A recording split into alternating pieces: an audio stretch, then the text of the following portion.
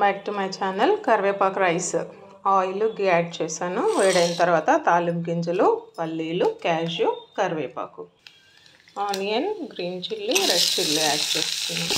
బాగా ఫ్రై చేయాలి.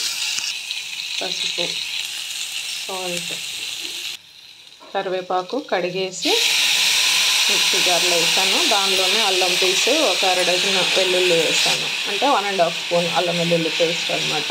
గ్రైండ్ చేసి స్ట్రెయిన్ చేసి యాడ్ చేశాను. దీనికి కొంచెం వాటర్ యాడ్ చేస్తున్నాను. ఇదంతా దగ్గరికి రావాలి. రైస్ వండింది, పొడి పొడిగా వండింది యాడ్ చేసి కలపాలి.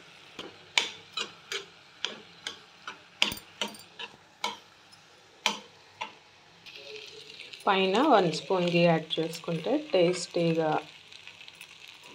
కమ్మగా, రుచిగా చాలా బాగుంటుంది. మీరు ట్రై చేయండి. కరివేపాకు rice, curry leaves rice ready అయింది.